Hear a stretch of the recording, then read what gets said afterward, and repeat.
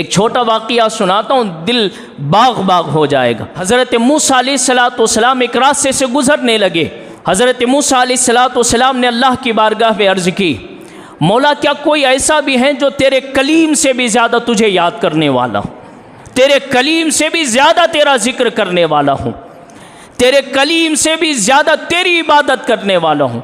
حالانکہ سچی بات یہ ہے کہ کسی بھی پیغمبر سے زیادہ کوئی بھی مخلوق اللہ کی عبادت نہیں کر سکتی، کوئی بھی مخلوق کسی پیغمبر سے بڑھ کر اللہ کی تعریف نہیں کر سکتی، اللہ کا ذکر نہیں کر سکتی۔ اگر سارے مخلوق مل کر ساری زندگی، ہزاروں سالوں کی زندگی ملے، اس کے باوجود بھی نبی کے سانس کی عبادت کے برابر سارے مخلوق کی عبادتیں نہیں ہو سکتی۔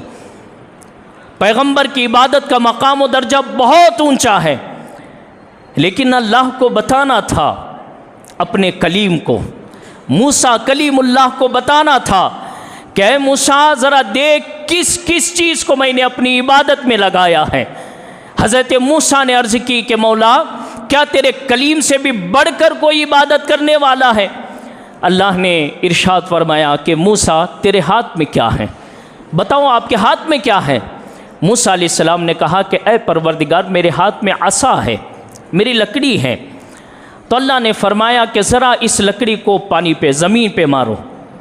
حضرت موسیٰ علیہ السلام زمین پہ لکڑی مارتے ہیں، زمین کھلتے گئی کھلتے گئی کھلتے گئی، یہاں تک کہ زمین کے اندر کا پتھر نظر آنے لگا۔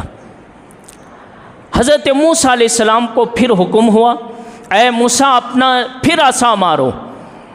حضرت موسیٰ علیہ السلام پتھر پہ عصا مارتے ہیں۔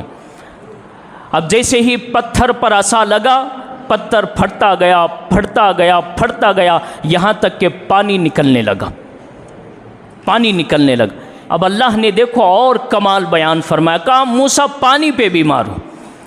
موسیٰ علیہ السلام نے پانی پہ مارے تو پانی کھلتے گیا کھلتے گیا کھلتے گیا، یہاں تک کہ پھر ایک پتھر نظر آیا۔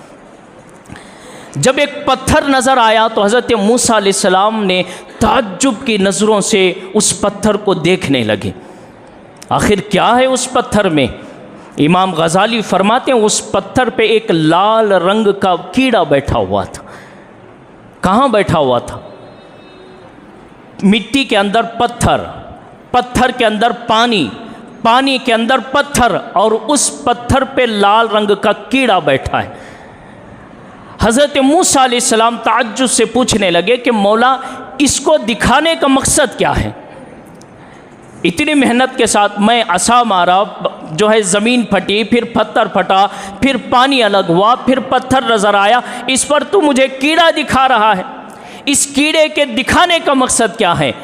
تو اللہ تعالیٰ نے فرمایا کہ موسیٰ تم خود ہی پوچھو اس کیڑے سے کہ اس کی عمر کتنی ہے، یہ کس لیے اس پتھر پہ بیٹھا ہے، کس مقصد کے لیے بیٹھا ہے، ذرا پوچھو۔ حضرت موسیٰ علیہ السلام اب اس کیڑے سے کلام کر رہے ہیں، کہتے ہیں کہ اے کیڑے بتا تیری عمر کتنی ہے؟ وہ کیڑا کہنے لگا موسیٰ میری عمر 300 سال کی ہے۔ کتنے سال کی ہے؟ 300 سال کی ہے۔ اب ذرا اندازہ لگائیے 300 سال تک اللہ نے کیڑے کو مٹی کے اندر پتھر، پتھر کے اندر پانی، پانی کے اندر پتھر کیسے زندہ رکھا؟ اتنا اندر بھی اللہ زندہ رکھتا ہے، تو معلوم ہوا کہ اتنے اندر بھی اللہ زندہ رکھتا ہے۔ یہ اللہ کی شان ہے، جسے چاہے اللہ زمین پر زندہ رکھتا ہے، جسے چاہے اللہ زمین کے اندر زندہ رکھتا ہے۔ اب دیکھو زندگی ملنے کا مقصد کیا ہے، دیکھیے کیوں ملی اس کو زندگی۔ 300 سال تک مرا نہیں، 300 سال تک ایک کیڑا بیٹھا تھا، زندگی بھی ہے اس کے اندر، بات بھی کر رہا ہے، سانس بھی لے رہا ہے۔ حضرت موسیٰ نے پوچھا 300 سال تک کیا کر رہا تھا؟ وہ کیڑا کہنے لگا موسیٰ میرے پیدا ہوئے 300 سال گزر گئے، ہر لمحہ اللہ کی عبادت میں مشغول ہوں، اللہ کے ذکر میں مشغول ہوں، اللہ کا نام لے رہا ہوں۔ کیا معلوم ہوا؟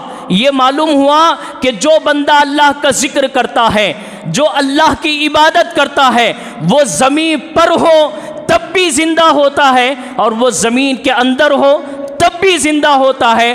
ایک کیڑے کی شان یہ ہے کہ وہ 300 سال عبادت کرنے کی وجہ سے اللہ نے مٹی کے اندر پتھر، پتھر کے اندر پانی، پانی کے اندر پتھر پر اس کو زندہ رکھا۔ تو اس غوث کا اندازہ کون لگا سکتا ہے جنہوں نے اپنی پوری زندگی دن رات اللہ کی عبادت کے لیے خرچ کر دیا ہے۔